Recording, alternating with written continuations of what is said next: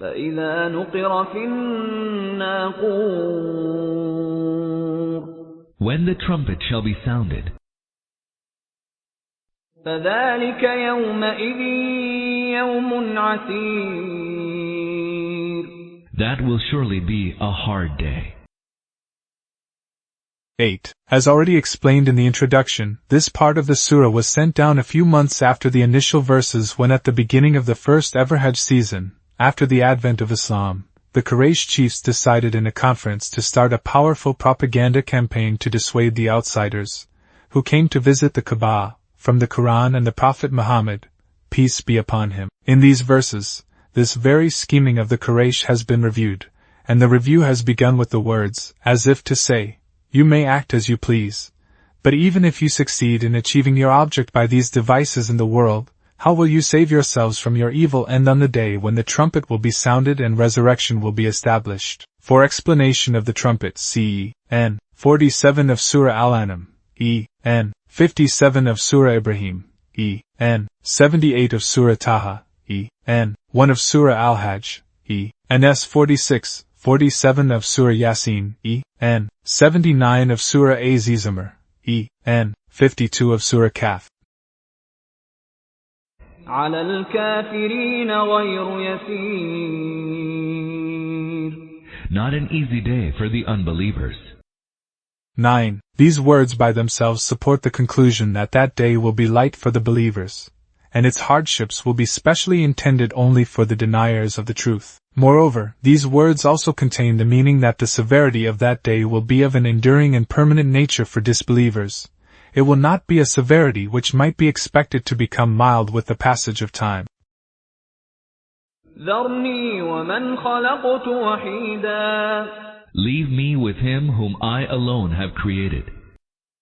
10. The address is directed to the Prophet, peace be upon him, and it means, O Prophet, leave the case of the person, Walid bin al-Mughira, to me, who in the disbelievers' conference proposed that you should be branded as a sorcerer among the pilgrims coming from different parts of Arabia. It is now for me to deal with him. You need not bother yourself about it at all. 11. This sentence can have two meanings and both are correct. 1. That when I created him, he was not at that time born with any wealth and children and position of authority and chieftainship. 2. That I alone was his creator. Those other gods whose godhead he is so ardently trying to keep established, and is opposing your invitation to one God for the same object, were not my associates in creating him. وجعلت له مالا ممدودا Whom I have endowed with abundant riches, وبنين شهودا and sons ever present with him. 12. Walid bin al-Mughira had 10 or 12 sons, of whom Khalid bin Walid became most famous. For these sons the word shuhad has been used, which can have several meanings. 1. That they do not have to run about and go abroad in search of their livelihood. They have enough provisions at home. Therefore, they can always remain at the beck and call of their father. 2. That all his sons are prominent and influential people. They sit in assemblies and conferences with him. 3. That they are the people of high rank and position, and their testimony is accepted in all matters of life. ومهدت له تمهيدا And for whom I have smoothed the way to power and riches. ثم يطمع أن أزيد And who still greedily desires that I should bestow upon him more. 13. Its one meaning is that there is still no end to his greed. In spite of having all this, he still desires that he should be granted every good thing of the world. Another meaning which Hassan Basri and some other scholars have given is, he used to say, if what Muhammad, peace be upon him, says is really true, that there is another life after death, and there will be a paradise also in it, then that paradise too has been prepared for me. كلا إنه كان لآياتنا عنيدا By no means. He is stubbornly opposed to our signs. سأرهقه صعودا I shall soon constrain him to a hard ascent. إنه فكر وقدر He reflected and then hatched a scheme. فقتل كيف قدر Ruin seize him. How did he hatch a scheme? ثم قتل كيف قدر Again, ruin seize him. How did he hatch a scheme? ثم نظر He looked at others, ثم عبس وبسر then frowned and scowled. ثم أدبر واستكبر Then he retreated and waxed proud. فقال إن هذا إلا سحر يؤثر And said, this Quran is merely a sorcery of yore. إن هذا إلا قول البشر This is nothing but the word of a mere mortal.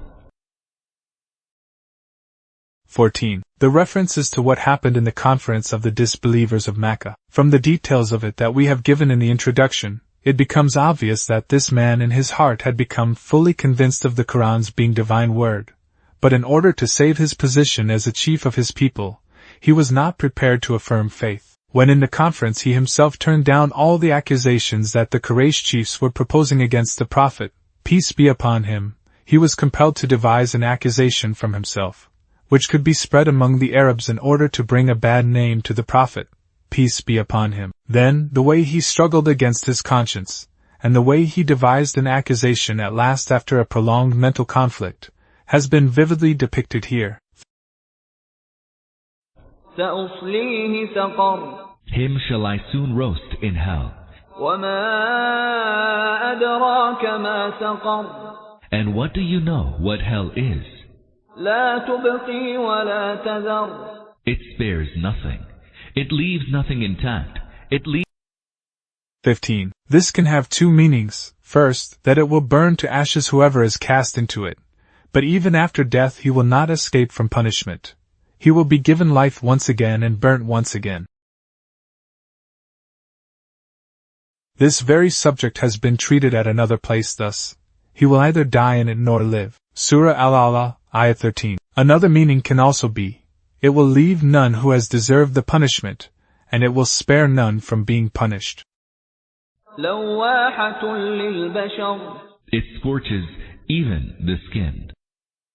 16. After saying that it will leave nothing of the body unconsumed, making mention of scorching of the skin separately seems to be somewhat unnecessary. But this form of the punishment has been mentioned separately in particular because it is the skin of a man's face and body which actually makes his personality prominent, and it is its ugliness which makes him feel most ill at ease. He is not so grieved at the internal troubles of his body as, for instance, at his face being ugly, or that there should be spots on the skin of the exposed parts of his body, abhorrent to others. That is why it has been said, if the people who feel proud of their personalities in the world because of having handsome faces and splendid bodies, treat the revelations of Allah mockingly, as did Walid bin al-Mughira, their faces will be scorched, and their skins will be burned black.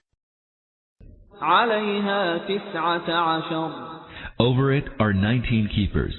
وما جعلنا أصحاب النار إلا ملائكة وما جعلنا عدتهم إلا فتنة للذين كفروا ليستيقن الذين أوتوا الكتاب ويزداد الذين آمنوا إيمانا ولا يرتاب الذين أوتوا الكتاب والمؤمنون وليقول الذين في قلوبهم مرض والكافرون ماذا أراد الله بهذا مثلا كذلك يضل الله من يشاء ويهدي من يشاء وما يعلم جنود ربك إلا هو وما هي إلا ذكرى للبشر. We have appointed none but angels as the keepers of the fire, and we have not made their number but as a trial for the unbelievers, so that those who have been endowed with the book will be convinced, and the believers' faith will increase. And neither those who have been endowed with the book nor the believers will fall into any doubt. As for those in whose hearts there is a sickness, as well as the unbelievers, they will say, What did Allah aim at by this strange parable? Thus does Allah let whomsoever He pleases to go astray, and directs whomsoever He pleases to the right way. And none knows the hosts of your Lord but He, and hell has only been mentioned here, that people may take heed.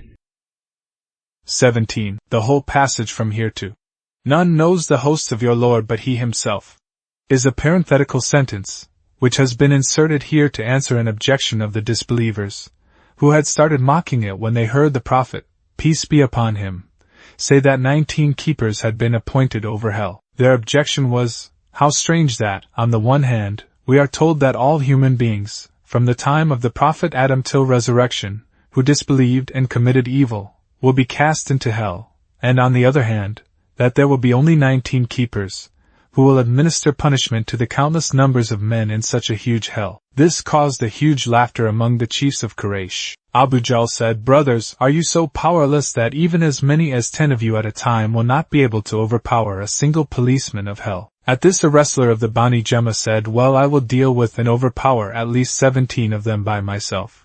As for the remaining 2, you altogether can tackle them." In response, these sentences have been inserted as a parenthetical clause. 18. That is, it is foolish on your part to compare the angelic powers to human powers. They will be angels, not men, and you cannot imagine what tremendous powers Allah has granted to the angels He has created.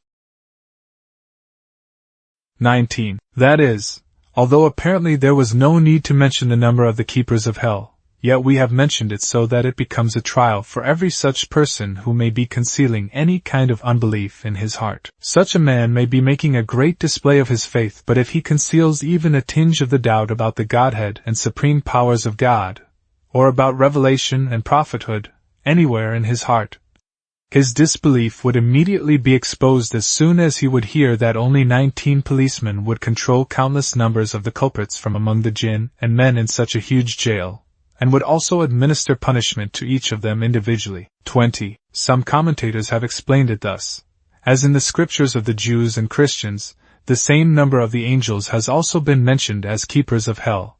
They would be convinced of this thing's being truly from Allah as soon as they heard it. But in our opinion this commentary is not correct for 2 reasons. First, we have not been able to see anywhere in the existing scriptures of the Jews and Christians in spite of search that the number of the angels appointed over hell is 19. Second, there are many things in the Quran, which have also been mentioned in the scriptures of the Jews and Christians, yet they explain them away, saying that the Prophet Muhammad, peace be upon him, has plagiarized these from their books. For these reasons the correct meaning of this statement in our opinion is, the Prophet Muhammad, peace be upon him, knew that he would be ridiculed as soon as the disbelievers heard that 19 angels had been appointed over hell, but in spite of this, he presented without the least hesitation and fear publicly before the people what had been revealed to him from Allah, and did not at all mind the jesting and mocking by the people. The pagans of Arabia were unaware of the unique distinction of the prophets, but the followers of the earlier scriptures were fully aware that the prophets in every age used to convey to their people intact whatever they received from God,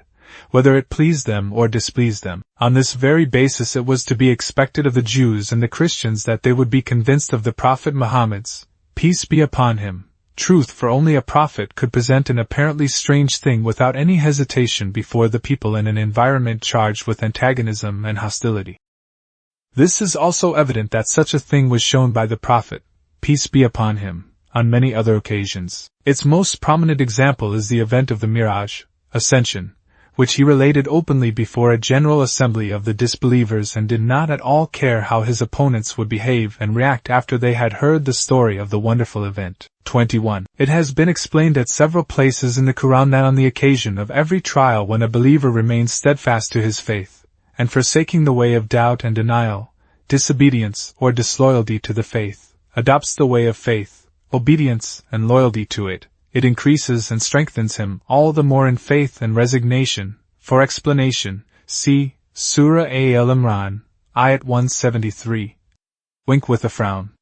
Surah Al-Anfal, Ayat 2, Surah At-Tawbah, Ayats 124 to 125, Surah Al-Azab, Ayat 22, Surah Al-Fath, Ayat 4 and the corresponding E.N.S. 22. As sickness of the heart in the Quran is generally understood to imply hypocrisy, Seeing this word here, some commentators have expressed the view that this verse was revealed at Al-Madinah, for the hypocrites appeared at Al-Madinah. But this view is not correct for several reasons. In the first place, the assertion itself that there were no hypocrites at Makkah is false, and its falsehood has been exposed in the introduction to the Surah Al-Ankabut, and in its verses 10 to 11. Secondly, in our opinion, it is not a correct way of writing commentary that in respect of a certain sentence occurring in a particular discourse which was revealed on a particular occasion, under particular circumstances, one should declare that it had been sent down on another occasion but has been inserted here without any relevance. The historical background of this part of Surah Al-Muddathir is well known to us from authentic traditions. This was revealed in connection with a particular event of the early period of the life at Makkah. The whole context bears full relevance to the event. What could, therefore,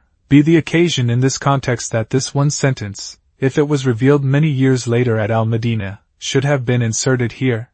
As for the question what is implied by the disease of the heart here, its answer is that it implies the disease of doubt. Not only in Makkah but in the entire world there have been, and are, very few such people, who might deny God, hereafter, revelation, prophethood, heaven, hell, etc. Absolutely. In every age the greater majority by far has been of those people, who have been involved in the doubt whether there is God, or no God, hereafter or no hereafter, whether heaven and hell really exist, or are mere figments of the imagination, and whether the messengers did really come and receive revelation or not. This same doubt has led most people to unbelief, otherwise the number of such people in the world who deny these truths absolutely has never been great. For a person who has any common sense knows that there is no rational ground whatever for denying the possibility of the existence of these things, or of declaring them absolutely impossible. 23. This does not mean that they accepted it as divine word but wondered why Allah had said such a thing. But what they actually meant was, a discourse which contains such an irrational and impossible thing could not be a revelation from Allah. 24. That is, Allah in this very way sometimes sends down in the course of His revelations and commandments such things as become a means of test and trial for the people. It is one and the same thing which a truth-loving, good-natured and right-minded person hears and understanding its right meaning in the right way and adopts the straight path. But when heard by an obstinate, perverse and willful wrongdoer, makes him to misconstrue it and make it a new excuse for fleeing from the truth. Since the first man is himself a lover of the truth, Allah grants him guidance, for it is not the way of Allah to lead the seekers after truth forcibly astray. And since the second man himself does not want guidance, but chooses only error for himself, Allah also pushes him on to the way of error and deviation, for it is also not the way of Allah to forcibly pull to the way of the truth him who has an aversion to the truth. The question of Allah's granting guidance and misguidance has been fully explained at many places, for example, see E.N.S. 10, 16, 19, 20 of Surah Al-Baqarah, E.N. 173 of Surah An-Nisa, E.N.S. 17, 28, 90 of Surah Al-An'am, E.N. 13 of Surah Yunus, E.N. 54 of Surah Al-Kahf, E.N. 71 of Surah Al-Qasas, 25. That is,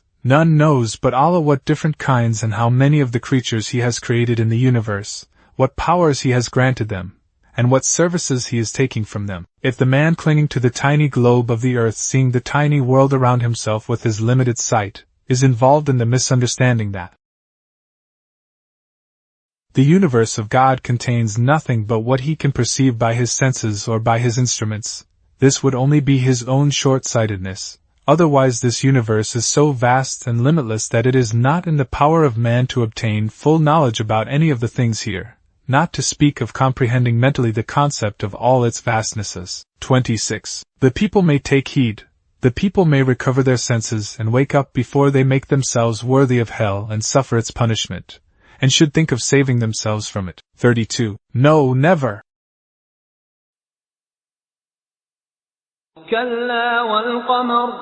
Nay, by the moon, nay, by 27. That is, it is not a hollow thing which may be mocked like that.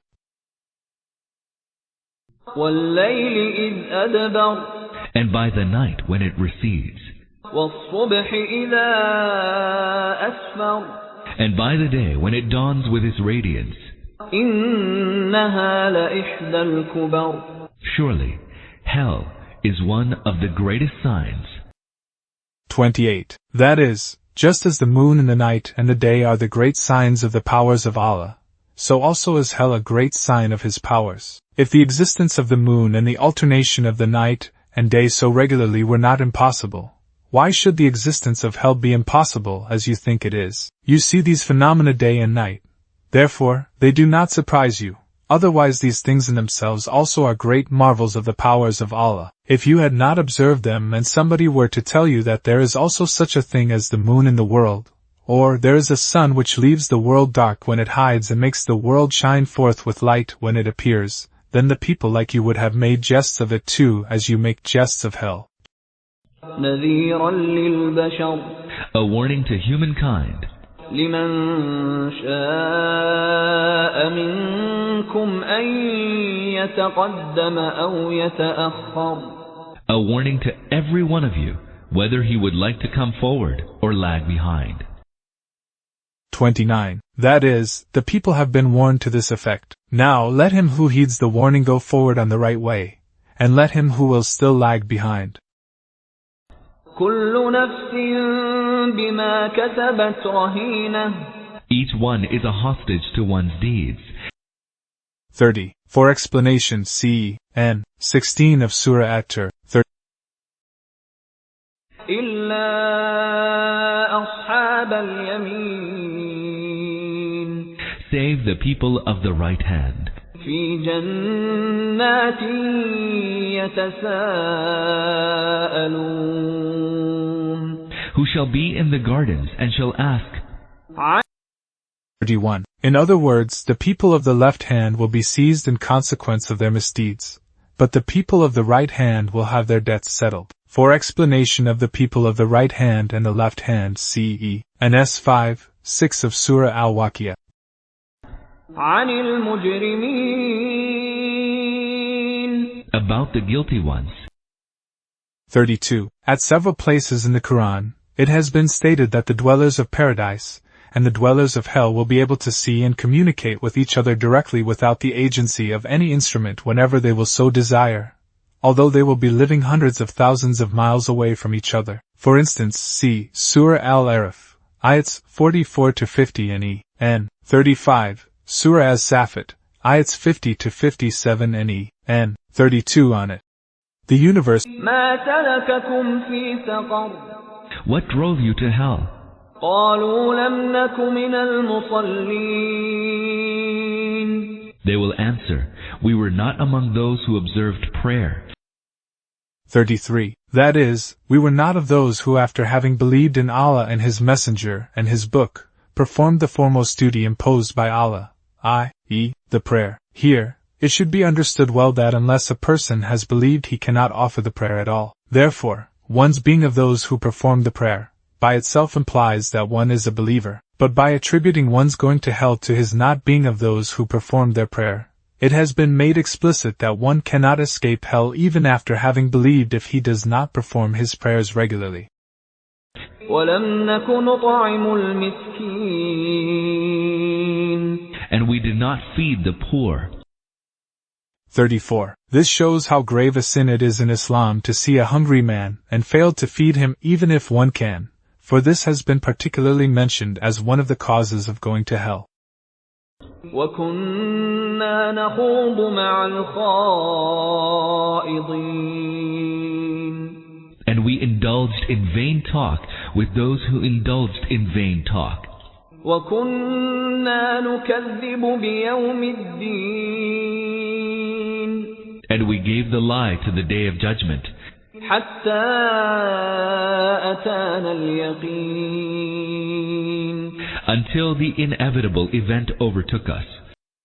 35. Until the inevitable certainty overtakes, until death came upon us. Here, the inevitable implies death, as well as the hereafter. فَمَا تَنْفَعُهُمْ شَفَاعَةُ الشَّافِعِينَ. The intercession of the intercessors shall then be of no avail to them.